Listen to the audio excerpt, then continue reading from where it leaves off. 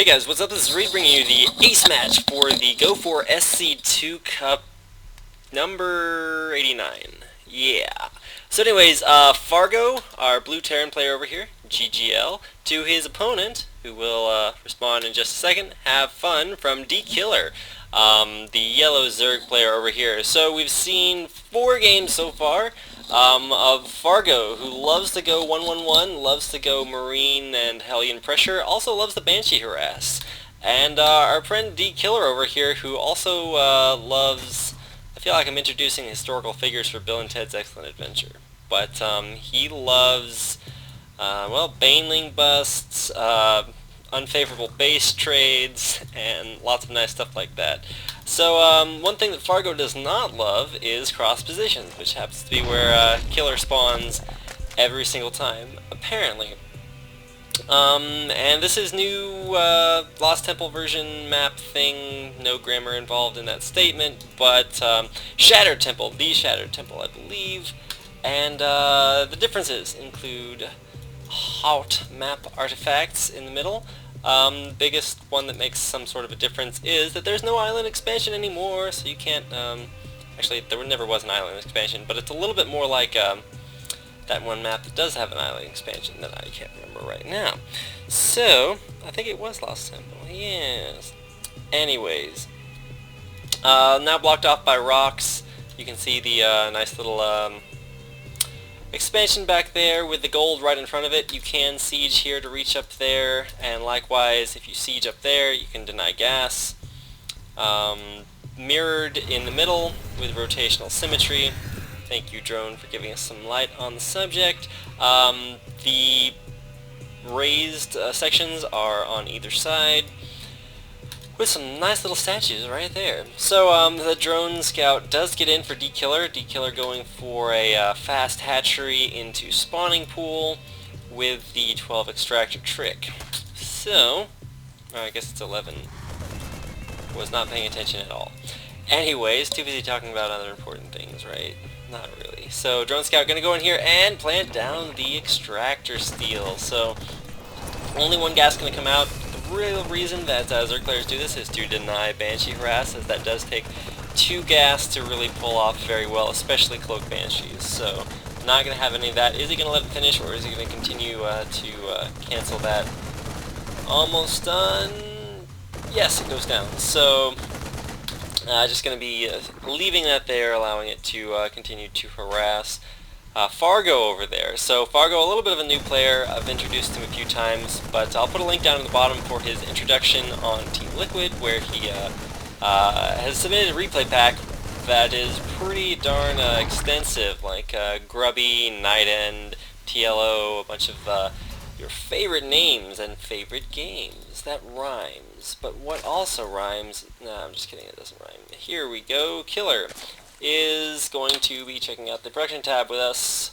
He does not, however, see the starport, which is being built right there for a classic 1-1-1 opening from our Terran friend Fargo. Although, like a boss, he has positioned one of his overlords right there, waiting to dive down in here and sacrifice his life for the swarm to check out what on earth Fargo is going for. So he has not taken his second gas, even after the SCV, even after the drone stole it. Wow, that's a bad yawn. Probably decided at that point to change his build from a 2-gas Banshee strategy to more of a medevac drop style opening. So we're going to see if what we see coming out of the dropship as soon as it comes out. Yes, it's going to be Hellion Harass. So may try for the to just load all of the stuff up into a medevac and get out of town that way. If he's working on 8 Marines to load up into the dropship, he only has 6 right now. And I think, as I recall, when I watched this, Go4SC Gamers was casting it, and also Fargo had it live on his stream. And as I recall, he sends out the 2 SCVs with the Hellion to repair it, and then does a 6 Marine, 1 Hellion drop, because he meant to build 8 Marines, but forgot a couple Marines for one reason or another. So he's going to run over here with his Hellions, rally them over there, because they are faster.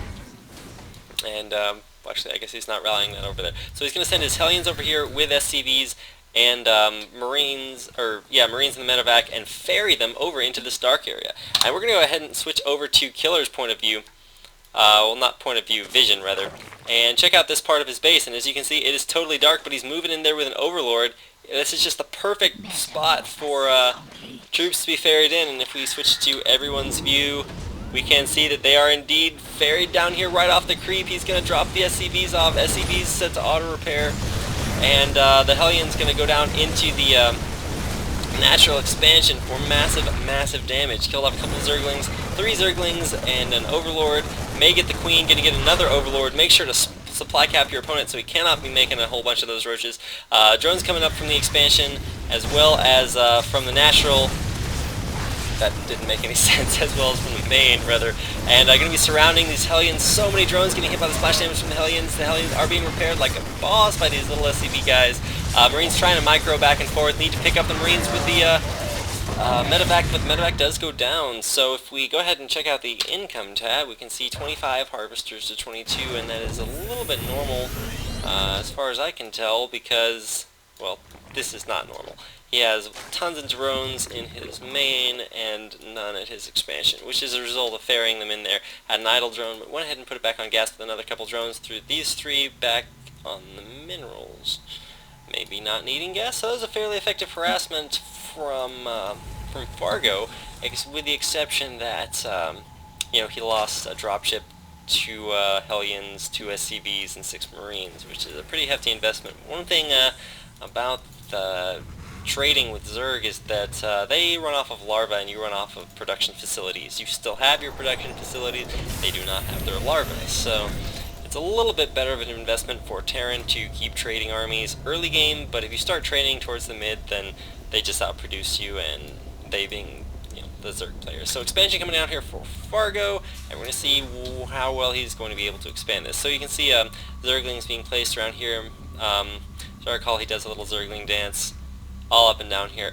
More lag, yes. So they had lag in like every single game, and this time it was Tor's fault.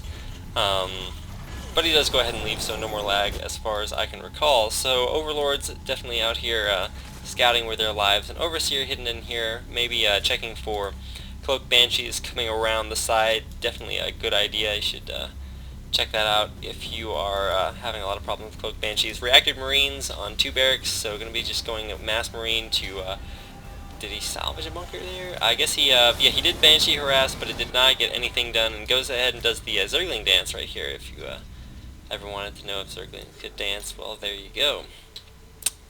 Overlord, Overload, as I want to call them, sitting right there. If we go ahead and check his vision, just enough to see if he's hiding any tech or anything over in the side of the base. Mad FPS lag there for some unforeseeable reason, and an engineering bay going down in the back, so maybe foreseeing Les Mutars, as I believe Day 9 is wont to call them. So Spinecrawler at the front, Mutalisk popping out, rallied to the front, and it'd be nice to dive in with a little SCV right now. Instead, he will be sacrificing a Banshee.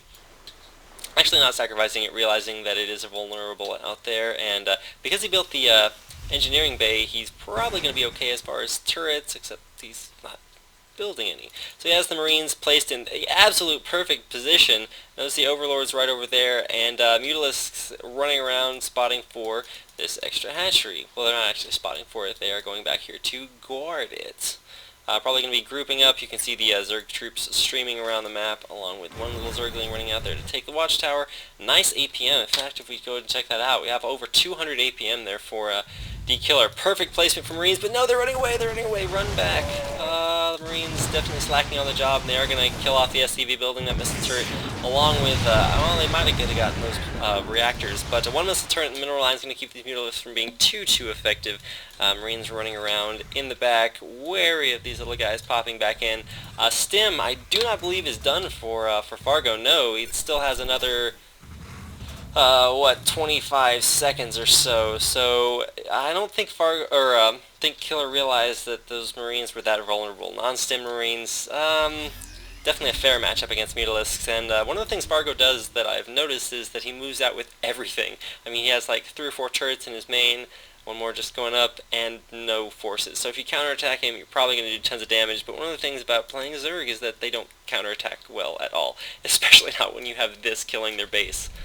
So let's go ahead and check out exactly what we have going on here. Yeah, they're pretty pro. So here coming the Mutalisk. Banelings are gonna run in. Zerglings needed to attack the siege tanks.